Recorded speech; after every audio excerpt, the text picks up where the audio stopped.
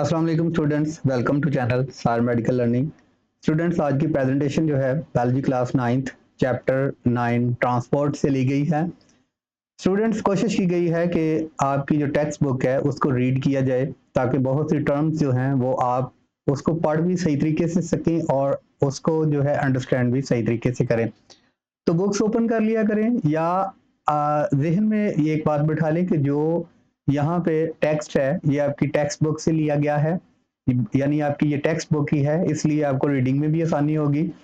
और इसको समझ के पढ़ा करें और इसको अंडरस्टैंड किया करें कि हर हर जो टर्म्स है वो आपको क्या कहती है। ट्रांसपोर्ट का मतलब बेसिक लिया जाए तो ट्रांसपोर्ट का मतलब है मुख्तलिफ मादाजात की तरसील, मुख्तलिफ मादाजात को एक जगह से दूसरी जगह पे पहुंचाना। अब इस सिस्टम के अंदर, इस चैप्टर के अंदर भी हम यही पढ़ने वाले हैं कि जो हमारी बॉडी या जो प्लांट्स की बॉडीज हैं, इनको जिस मटेरियल्स की ज़रूरत है उसको किन तरीकों से जो है वो ट्रांसपोर्ट किया जाता है प्लांट की बॉडी के अंदर या तो एनिमल्स की बॉडीज के अंदर। तो यही ट्रांसपोर्टेशन है, यही ट्रांसपोर्ट है।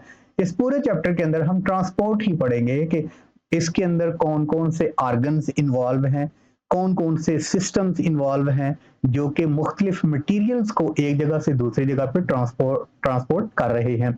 तो चलिए स्टार्ट करते हैं, रीडिंग करते हैं। सिंपल सी रीडिंग है, रीडिंग में आपको कुछ टर्म्स के बारे में बताऊंगा और सिंपल सिंपल जो है वो बातें इस रीडिंग में हम देखेंगे। We know that life of organism is a product of complex metabolic process occurring in them। जो लाइफ है वो ऑर्गेनिज्म के अंदर जो कम्प्लेक्स मेटाबॉलिक एक्टिविटीज हैं उसका एक मजमुआ है। यानी जिंदगी क्या है कि जिंदगी जो है वो मुख्तलिफ लिविंग ऑर्गेनिज्म के अंदर जो है वो मुख्तलिफ मेटाबॉलिक एक्टिविटीज परफॉर्म हो रही हैं। कम्प्लेक्स मेटाबॉलिक जो एक्टिविटीज हैं वो परफॉर्म हो रही है। ये एक प्रोसेस है मुख्तलिफ जो मेटाबॉलिक एक्टिविटीज हैं उनका लाइफ, ठीक है। In order to run their metabolism, अब इस मेटाबॉलिज्म को स्टार्ट रखने के लिए या इस मेटाबॉलिज्म को जारी रखने के लिए, मेटाबॉलिज्म के बारे में भी आप छठे या सातवें चैप्टर में पढ़ चुके हैं कि बॉडी के अंदर तमाम एनाबॉलिक और कैटाबॉलिक प्रोसेस को मजमूई तौर पे मेटाबॉलिज्म का नाम दिया गया है।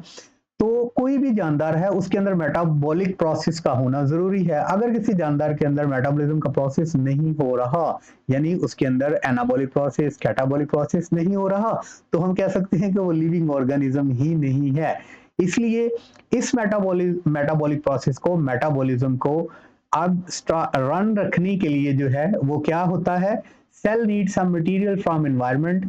कुछ चीजों की जरूरत होती है सेल्स को मटेरियल से। अब मेटाबॉलिक प्रोसेस जो है, मेटाबॉलिक एक्टिविटी सेल के अंदर ही परफॉर्म हो रही है, तो सेल को एनवायरनमेंट से कुछ मटेरियल्स की जरूरत होती है and also need to dispose some material into environment.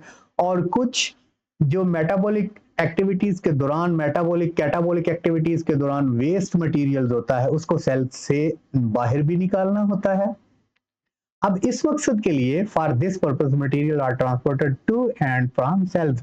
अब इस मकसद के लिए कि मेटाबॉलिज्म का प्रोसेस चलता रहे, सेल्स के अंदर कुछ चीजों की जरूरत है वो सेल्स के अंदर भेजी जाती हैं और कुछ कुछ चीजें जो है वो सेल से डिस्पोज की जाती हैं जो कि उसका वेस्ट होती हैं। अब on one method for the movement of molecules, अब एक कोई मेथड होना चाहिए ना। अब हमने यहाँ पे से सामान को ट्रांसपोर्ट करना है एक शहर से दूसरे शहर के अंदर, तो हम ट्रक पे लोड करेंगे। भाई ट्रक, ये हमारा सामान लोड करो और यहाँ से जो है वो किसी और शहर में लेकर जाओ। लेकिन बॉडी के अंदर सेल्स तक ट्रांसपोर्ट के कौन से सोर्सेज है? अब सेल्स तक मादाजात की जो ट्रांसपोर्ट है वो कैसे मुमकिन है, तो यहाँ देखते हैं।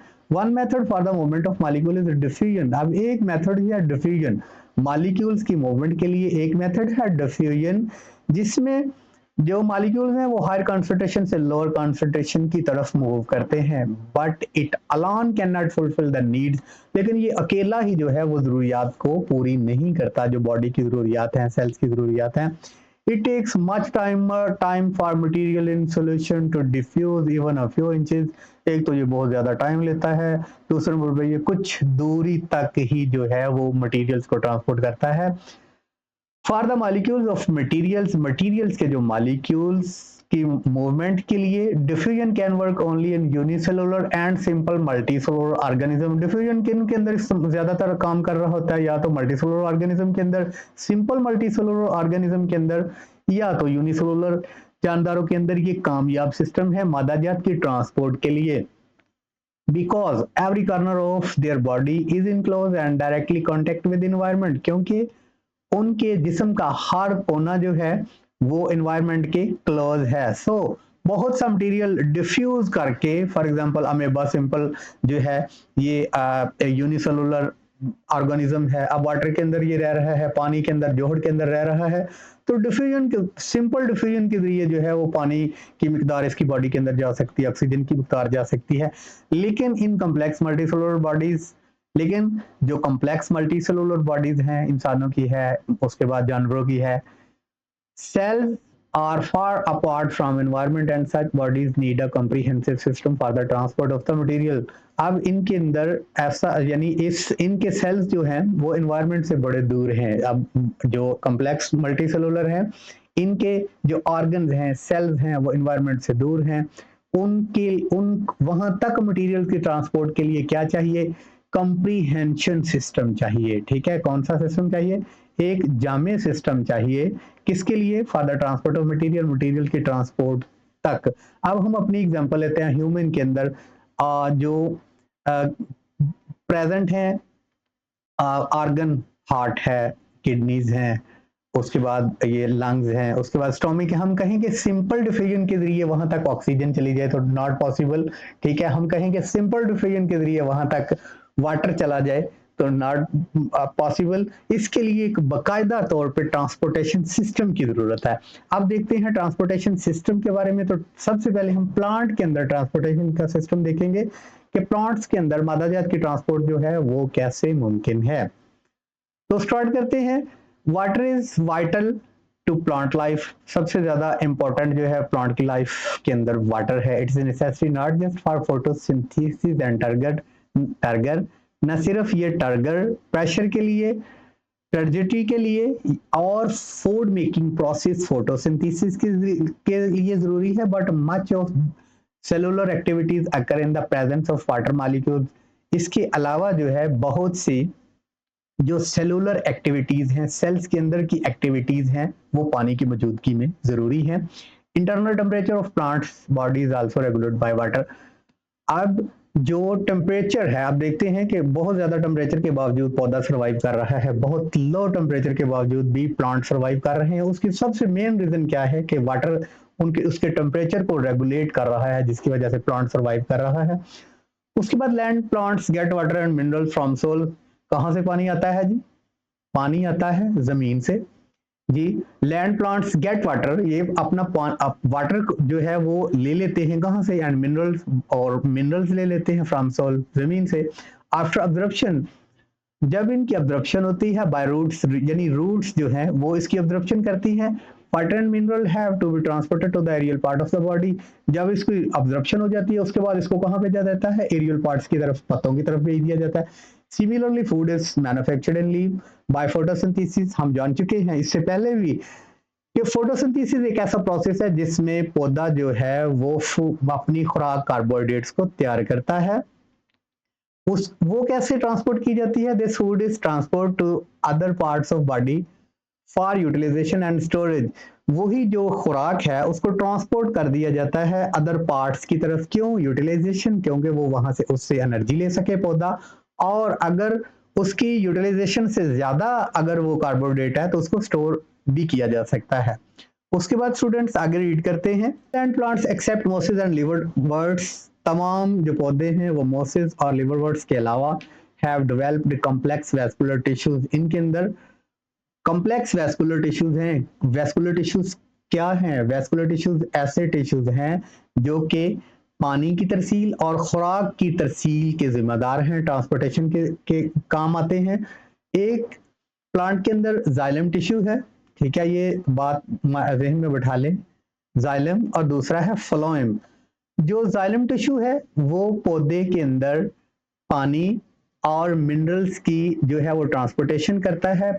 जड़ों से पानी और जो मिनरल्स हैं उसको डिसॉल्व करता है और जो प्लांट्स है उसके एरियल पार्ट्स की तरफ करता है वाटर और मिनरल्स को।